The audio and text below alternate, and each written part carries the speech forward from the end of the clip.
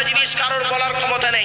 সূরা লোকমানের শেষ পাঁচটা আয়াত, ইন্নাল্লাহা ইনদাহু ইলমুস সাআ, কিয়ামত কবে হবে বান্দা কেউ জানে না। ওয়া ইউনাজ্জিলুল গায়স, কোন মেঘে কতটা পানি বর্ষণ হবে কারোর বলার ক্ষমতা নেই। তিন নাম্বার হলো ওয়া ইয়ালামু মা ফিল আরহাম, মায়ের পেটে কি আছে, চোর হবে না ডাকাত হবে, আলেম হবে না হাফেজ হবে, এ বলার ক্ষমতা কারোর নেই। চার নাম্বার হলো ওমা তাদরি নাফসুম মাযা তাকসিবু গাদা, আগামী কাল তুমি কি খাবার খাবে, কত টাকা উপার্জন করবে, এ বলার ক্ষমতা কারোর নেই। পাঁচ নাম্বার হলো ওমা তাদরি নাফসুম বিআইয়ি আরদিন তামুত, কোন জমিনে কোথায় কি অবস্থায় তোমার মৃত্যু হবে, এ বলার ক্ষমতা কারোর নেই। একমাত্র ইন্নাল্লাহা আলিমুল খবীর, আমি আল্লাহই এর খবর জানি। কি ভাবলেন? আর একটা কথা আপনাদের বলি, চমকে যাবেন। বাবা এখন মহরমের চাঁদ তো নেই, সফরের চাঁদ চলছে, তাই তো বাবা? হ্যাঁ বাবা, হ্যাঁ মুসলমানের বাচ্চা কোন চাঁদ চলছে তাও অনেকে জানে না। শুনে নিন, আজ একটা ঘটনা বলে যাচ্ছি, আপনারা চমকে যাবে। আচ্ছা বাবা, মহরমের চাঁদ যখন উঠেছিল, বক্তারা বেশিরভাগ বক্তা তারা করেছে কি জানেন? খালি একটাই ওয়াজ করেছে খুব বেশি করে, মহরম মাসের 10 তারিখে হোসাইন রাদিয়াল্লাহু তাআলা আনহু কারবালার ময়দানে শহীদ হয়েছে, এই ঘটনাটাকে সুন্দর করে বলেছেন। আর সত্যি করুণ ঘটনা, শুনে রেখে দিন, শুনে রেখে দিন। এই মহরম মাসের 10 তারিখে, মহরম মাসের 10 তারিখে এই পৃথিবীর শুরু থেকে শেষ পর্যন্ত ওই মহরম মাসের 10 তারিখে আল্লাহ পাক 313টা ঘটনা ঘটাবে। কত কত কত বলুন? 313টা ঘটনা ঘটবে। তার মধ্যে 312টা ঘটনা অলরেডি ঘটে গেছে, একটা বাকি আছে, এই পৃথিবী ধ্বংস ওই তারিখে হবে। তার মধ্যে 312 নম্বর ঘটনাটা হলো 680 খ্রিস্টাব্দে।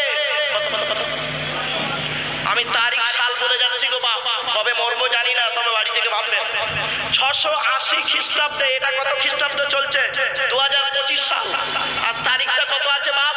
আগস্টের 3 তারিখ, আগস্টের 3 তারিখ আর 2025 সাল। আর ঘটনাটা ঘটেছিল কবে? 680 খ্রিস্টাব্দে মার্চ মাসের 17 তারিখ। জানুয়ারি ফেব্রুয়ারি মার্চ, মার্চ মাসের 17 তারিখ 680 খ্রিস্টাব্দের শুক্রবার ছিল। আর মহরম মাসের 10 তারিখ ছিল। কারবালার প্রান্তরে হযরতে হোসাইন রাদিয়াল্লাহু তাআলা আনহু 55 বছর বয়সে, ওনার বয়স তখন কত ছিল? 55 বছর বয়সে 50 জন নিজের পরিবারকে নিয়ে সত্যের পক্ষে, অন্যায়ের বিপক্ষে জীবনটা বিলিয়ে দিয়েছিলেন, শহীদ হয়েছিলেন। এই ঘটনাটা পৃথিবীর সবথেকে দুর্ভাগ্যজনক ঘটনা 100%। কিন্তু এই ঘটনাটা ছিল সারা পৃথিবীর 312 নম্বর ঘটনা। এর আগে, এই ঘটনার আগে পৃথিবীতে 311টা ঘটনা ঘটেছে। কত কত কত? 311টা ঘটনা ঘটেছে। 50টা ঘটনাও বক্তারা জনগণকে বলে না, 50টা বলে না, খালি ওই ঘটনাটাই আমাদের ওয়াজ হয়ে যায়। শুনে নিন, কয়েকটা কথা ঝপঝপ করে বলে দিচ্ছি, অসুবিধা হচ্ছে আপনাদের? আর একটু হবে না? বন্ধ করে দেবো? হবে? একবার তাকবীর দেন, নারায়ে তাকবীর, নারায়ে তাকবীর। একবার দরুদ শরীফ, আল্লাহুম্মা। সুগার রোগী তো ভাই, না না না,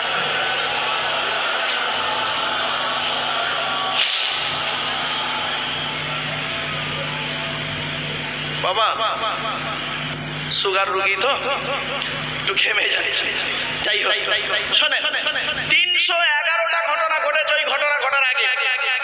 তা কথা বলবো আপনাদের শর্ট টাইম, দু একটা টপ টপ করে বলি। ওই দিনে আদম আলাইহিস সালামকে আল্লাহ পাক তৈরি করেছিলেন, সুবহানাল্লাহ বলা গেল না? ওই দিনে পৃথিবী সৃষ্টি হয়েছে, ওই দিনে আল্লাহ পাক আদমকে পৃথিবীতে এনেছে। আবার ওই দিনে মা হাওয়াকে তৈরি করেছে। শুধু তাই নয়, মহরম মাসের 10 তারিখে আদমের সাথে যত সন্তান হতো জোড়া জোড়া, একটা সন্তান হতো বেজোড়, তার নাম হলো শীস আলাইহিস সালাম। শীস নবী যেদিন জন্মগ্রহণ করে সেদিন ছিল মহরম মাসের 10 তারিখ। জোরে বলে, এরকম বাপেরা বহু ঘটনা আছে। 311টা ঘটনা ঘটেছে ওই মহরম মাসের 10 তারিখে। আর আমরা সেই 311 611টা ঘটনার 50টাও না বলি না লোককে, একটা ঘটনা এই লোককে শুধু শোনাই। কি 680 খ্রিস্টাব্দে মার্চ মাসের 17 তারিখ শুক্রবার, মুহররম মাসের 10 তারিখ কারবালার প্রান্তরে হযরত হুসাইন রাদিয়াল্লাহু তাআলা আনহু শহীদ হয়েছিলেন। আমার বাপেরা কথাগুলো একটু মাথায় রাখুন, বুঝতে ভুল বুঝবেন না, বাস্তবটা সব জিনিস একটু জানার প্রয়োজন আছে। চলুন, আপনারা এসেছেন কিছু শেখার জন্য, জানার জন্য। অনুরোধ করে আপনাদের বলে যাচ্ছি, নামাজ কারোর জন্য মাপ নাই। আমি একবারও নামাজের কথা বলিনি। অনেক হয়তো বলে হুজুর একটু নামাজের কথা বলুন। শোনেন বাবু, নামাজ আপনাকে পড়তেই হবে। আপনি কি জানেন ইমানের গুরুত্ব আগে? ঠিক না বেটি? তোর ইমানটাই নেই, তোর নামাজ কবুল হবে না। ইমানটা কি শুনে নাকি? তাসদিক বিল কালব, ইকরার বিল লিসান, আমাল বিল আরকান, ইউকালু লাহুল ঈমান। মুখে বলা, অন্তরে বিশ্বাস করা, কাজে পরিণত করে দেখিয়ে দেওয়ার নাম হলো ঈমান। এত সহজ ভাবলেন ঈমানটাকে? ঈমানের 70টা ভাগ, 70টা ভাগ আছে ঈমানে। নামাজ তো 5 ওয়াক্ত, ফজর, জোহর, আসর, মাগরিব, এশা। 70টা ভাগ আছে ঈমানের। কোরআনে আছে 250 রকমের হারাম। কত কত কত? কোরআনে আছে 250 রকমের হারাম, 250 রকমের হালাল। কটা হারাম হালাল জানেন? খালি সুদ খাওয়া, মদ খাওয়া, ঘুষ খাওয়া, বিয়ের পণ নেওয়া, নারী নির্যাতন করা, জমির আল চুরি করা, হুক মেরে কারেন্ট নেওয়া, তারপরেই শেষ। ছোট্ট একটা উদাহরণ দিচ্ছি, রেগে যাবেন না কেউ, বলে দিচ্ছি। বাবা আমি ক্ষমা চেয়ে নিচ্ছি, কেউ রেগে যাবেন না আমার উপরে। আচ্ছা, আপনাদের এই বোদরা গ্রামে জুম্মা মসজিদ আছে? ভাই বলুন না। আচ্ছা, জুম্মার দিনে ওই বোদরা জুম্মা মসজিদে জুম্মার দিনে যদি কোনো মুসলিম যুবক ছেলে সাদা পায়জামা, পাঞ্জাবি, সাদা টুপি পরে মসজিদে গিয়েছে জুম্মার নামাজ পড়তে, প্রচুর পরিমাণ বাংলা মদ খেয়ে, কি মদ? বাংলা মদ খেয়েছে, প্রচুর খেয়ে মসজিদে উঠেছে জুম্মার নামাজ পড়তে, আপনারা সর্বপ্রথম তাকে কি করবেন? বের করে দেবেন। ছেলেটি বের হতে না চাইলে মেরে বের করে দেবেন। ছেলেটির অপরাধ, মদ খেয়েছে, মদ হারাম জিনিস, মসজিদ পবিত্র স্থান, তাই বের করে দিলেন। বের হতে চাইলে না, মেরে বের করে দিলেন। হা বাবা, বোদরার মানুষ মদখোরকে মসজিদ থেকে মেরে বের করে দিলে, আর সুদখোরটাকে মসজিদের সেক্রেটারি বানিয়ে দিলে। বাহ বাহ বাহ বাহ, কি আজীব ধর্ম! মদখোরটাকে মেরে বের করে দিলে, আর জমির আল চুরি করেছে, মানে হক মেরে খেয়েছে, পাপ করে করে শেষ করেছে, বাপের হক আদায় করে না, মার হক আদায় করে না, ভাই বোনের ফারাইকে অংশ দেয় না, তাকে মসজিদের সেক্রেটারি বানিয়ে দিলে বুঝি। চলো, আমরা এমন মানুষ না, আমরা এমন মানুষ, রাগ করবেন না কেউ, আমরা এমন মানুষ 100 টাকার চোরকে গাছে বেঁধে মারি, 100 টাকার চোরকে গাছে বেঁধে মারি, 1000 কোটি টাকার চোরকে স্টেজে তুলে ফুলের তোড়া দিয়ে সংবর্ধনা জানাই। আমরা এমন মানুষ, আমরা এমন মানুষ না। দুধওয়ালাকে বলি দুধে পানি দিস তো, আর মদে পানি ঢেলে খায়। আমরা এমন মানুষ না। দুধওয়ালা লোকের বাড়ি বাড়ি যায়, দুধ কিনে কেউ খেতে চায় না। মদওয়ালা ভাওড়ে দোকান দিয়ে বসে আছে, মোটর সাইকেলে তেল পুড়িয়ে মদ কিনে খেয়ে হাজি সাহেবের বেটা রমজান মাসে লকাবের মধ্যে চুম মেরে বসে আছে। আমরা এমন মানুষ না, নিজের পাপের বাটখারা দিয়ে অন্যের পাপ ওজন করি। কিছু বুঝতে পারছেন আমার ওয়াজ? নিজে পাপ করে করে একটা বাটখারা করে ফেলেছি, নিজের পাপের বাটখারা দিয়ে অন্যের পাপ ওজন করি। আমরা এমন মানুষ না, চালনি বোঝেন? চালনি, চালনি, ওই আটা চালে, আচ্ছা ওর পিছনে ছিদ্র কটা? অগণিত। আর সূচের পিছনে ছিদ্র কটা? একটা। তো চালনি একদিন সূচকে বলছে,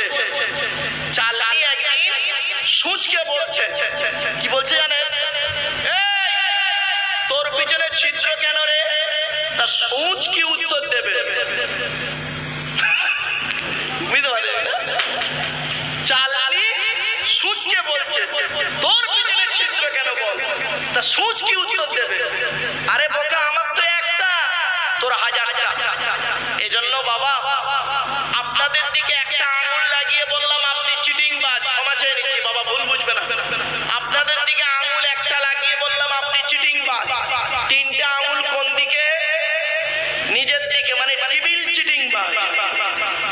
বাড়ি থেকে ভাববেন আমার ওয়াজগুলো, বাড়ি থেকে ভাববেন, ব্রেনটা খুলে যাবে। শুধু তাই নয়, আর একটু এগিয়ে যাচ্ছি, বাস্তবটাই বলে গেলাম। আগে নিজেকে চিনতে শেখুন। মান আরাফা নাফসাহু ফাকাদ আরাফা রাব্বাহু। যে তার নিজেকে চিনতে পেরেছে সে তার রব আল্লাহকে চিনতে পেরেছে। জোরে বলুন সুবহানাল্লাহ।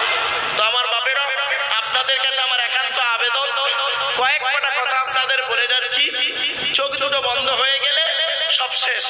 কিয়ামতের মাঠে দুই দিকের প্রশ্ন হবে, এটাই শেষ আলোচনা। কিয়ামতের মাঠে কদিকের প্রশ্ন হবে? জোরে বলুন। দুই দিকের প্রশ্ন হবে। এক নাম্বার কি? আল্লাহর তরফের প্রশ্ন। দু নাম্বার হলো বান্দার তরফের প্রশ্ন। আল্লাহর তরফের প্রশ্ন কি হবে? আল্লাহ বলবে তুই নামাজ পড়েছিলিস, তুই রোজা রেখেছিলিস, তুই ঈমান এনেছিলিস, তুই যাকাত দিয়েছিলিস, তুই হজ করেছিলিস, তুই দান করেছিলিস। তো আমি আপনি কি বলবো? আল্লাহ মাঝে মাঝে করেছি, মাঝে মাঝে করিনি, দয়া করে আপনি মাফ করে দিন, আজকের মার খাওয়ার ছাড়া কোনো লাইন নেই, এটাই বলবো। তো আল্লাহ পাক দয়ালু দয়াবান, সেদিন ইচ্ছা করলে মাফ করলে করতে পারে, কারণ তিনি নিজেই বলেছেন ইন্নাল্লাহা লা ইয়াগফিরু আন ইউশরাকা বিহি ওয়া ইয়াগফিরু মা দুনা যালিকা লিমান ইয়াশা।